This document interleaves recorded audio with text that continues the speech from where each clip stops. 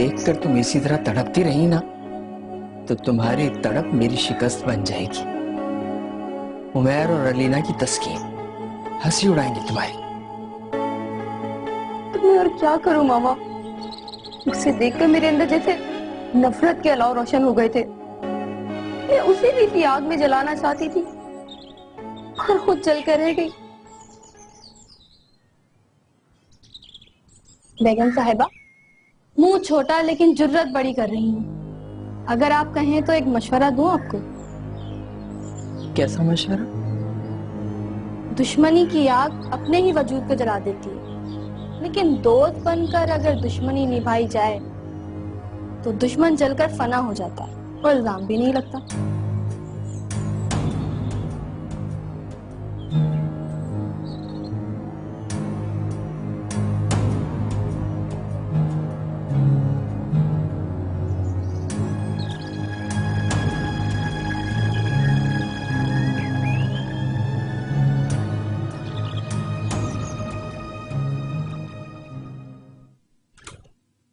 अस्सलाम वालेकुम। अम्मी, हमें अंदर आने के लिए नहीं कहेंगे? उमैर साथ ना होता तो शायद। दामाद से इतनी मोहब्बत और बेटी से इतनी नाराजगी। उमैर मेरा बेटा है। और बेटा भी वो जो सारी उम्र ममता के लिए तरसता रहा, और अब जब माँ मिली है तो वो बेटे के घर में कदम रखने को तैयार नहीं है। मुझे नहीं लगता कि तुम्हारे पापा ने कभी भी तुम्हें माँ की कमी महसूस होने दी होगी। अंदर आओ।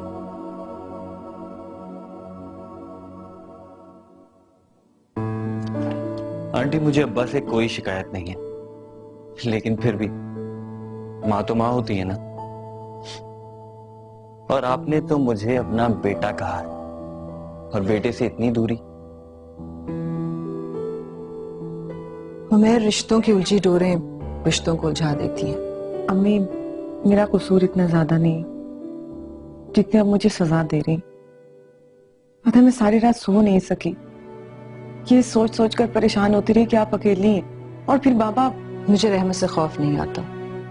मेरा मतलब है कि रहमत मेरा कुछ नहीं बिगाड़ सकता, सिवाय इसके कि तुम्हारी जिंदगी में बिगाड़ पैदा कर दे। वो मुझे धमकी नहीं देने आया था, बल्कि मिलने आया था। यानी तुम मुझे भूल जाओ या नहीं आया करो। अम्मी, अब आप मेरी फिक्र करना छोड़ दें। मेरे पास अब शौहर का एतमाद भी है और बाप का तहफ्फुज भी। टेंशन मुझे आपकी होती है कि आप अकेली, आपके पास कुछ भी नहीं है, ना कोई तहफ्फुज, ना कोई सहारा। ना तो मैं अकेली हूं और ना ही बेसहारा। तहफ्फुज है मेरे पास, और मुझे अब अपने अकेलेपन से खौफ नहीं आता। तुम जिद ना करो, अपनी जिद छोड़ दो। तुम भी जिंदगी जियो और मुझे मेरे हाल पर छोड़ दो। मगर अम्मी। है नहीं, अगर तुम यहाँ उमैर का असरार दोहराने आई हो तो तुम्हारे लिए भी वही जवाब है जो मैं उमैर को दे चुकी हूँ। यहाँ मत आया करो, इसलिए क्योंकि जो तहफ्फुज उमैर तुम्हें दे सकता है मैं नहीं। मैं चाय लाती हूँ तुम दोनों के लिए।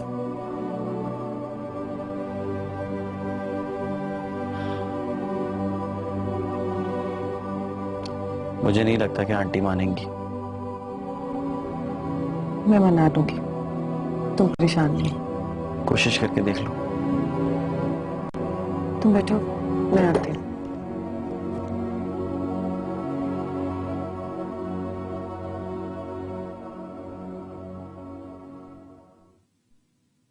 सोच रही हूँ कि नाहक आपकी तन्हाई के एहसास से खौफजदा थे। क्या क्या मतलब है? मतलब ये कि ना तो आप तन्हा हैं और ना ही मजबूर। आँख भरा आसमां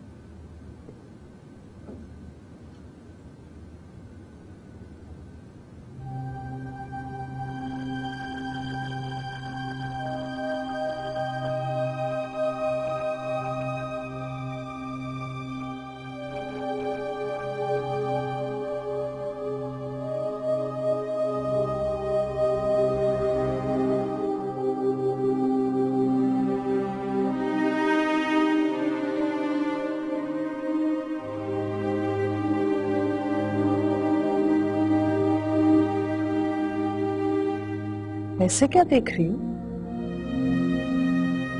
सोच रही हूँ कि नाहक आपके तन्हाई के एहसास से खौफजदा थे। क्या क्या मतलब है? मतलब ये कि ना तो आप तन्हा हैं और ना ही मजबूर।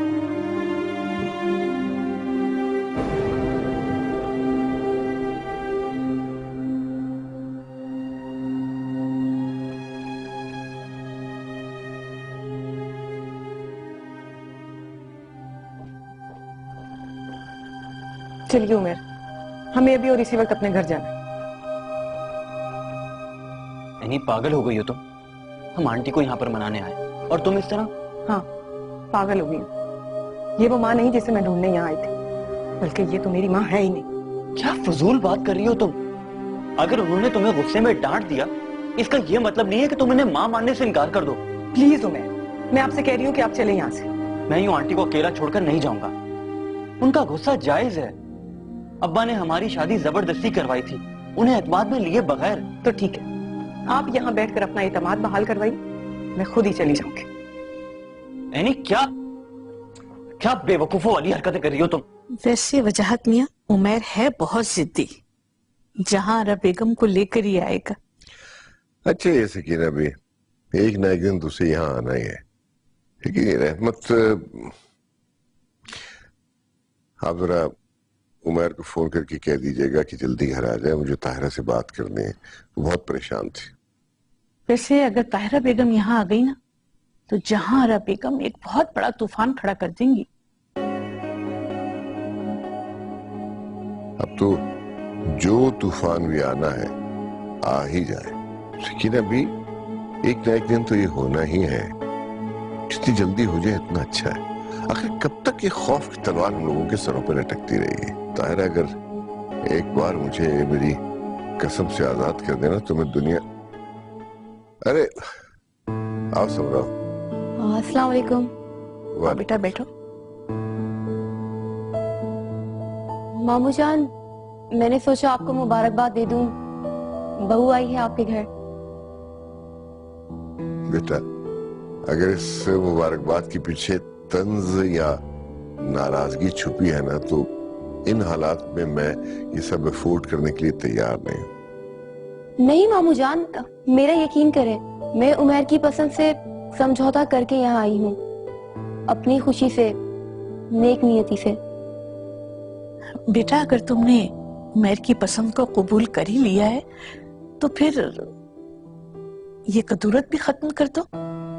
तुम जहाना बेगम को तो ले आती। सकीना भी, मैंने अपनी बात की है, और जहां तक मामा का सवाल है, मुझे लगता है कि वो भी अलीना को दिल से कबूल कर लेंगी, क्योंकि मैं जानती हूँ मामा मामू जान को दिलो जान से चाहती हैं। अच्छा, उमैर और एनी है, तो मैं मिल लूं उनसे? बेटा, एनी अपनी अम्मी की तरफ गई है, आने वाली होगी। ओह, वैसे मामू जान, एनी और उमैर का वलीमा हम बहुत धूमधाम से करेंगे, खूब हल्ला गुल्ला करेंगे। हाँ हाँ, क्यों नहीं। समरा के इस खुलूस के पीछे कौन सा तूफान छुपा है? सकीना भी, समरा इतने दिन बाद आई है, कुछ खिलाएंगी पिलाएंगी नहीं? अरे नहीं नहीं मामू जान, मैं चलती हूँ, एनी आएगी तो दोबारा आ जाऊंगी उससे मिलने। ओके ओके बेटा।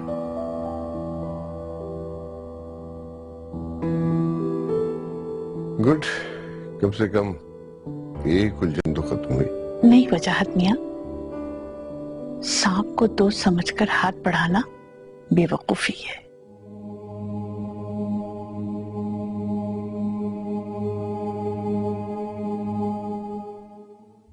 रहमत साहब, चाय।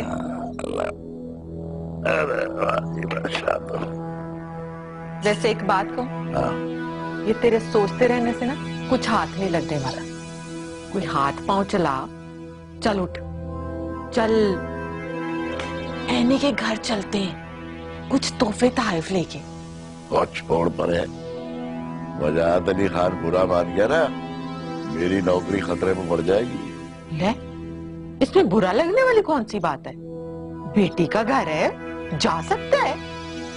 मेरी बात सुन शादो, पहले सारे पहलुओं पे मुझे गौर करने दे, फिर कोई कदम उठाएंगे। हाँ, बस तू ऐसे सोचता समझता रहेगा ना तो नादिया भी गई तेरे हाथ से। राब्ते कर रही है उस लड़के से फोन पे। है?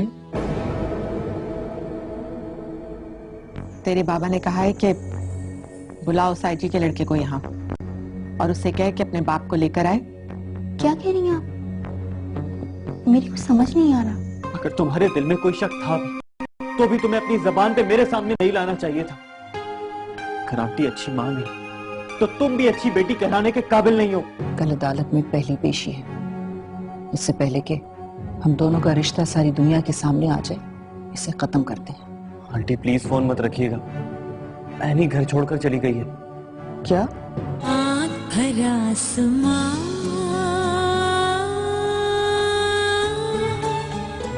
आँख भरा आसमां,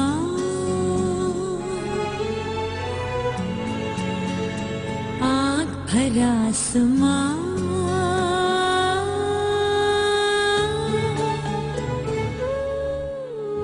मेरे हिस्से का सपनों भरा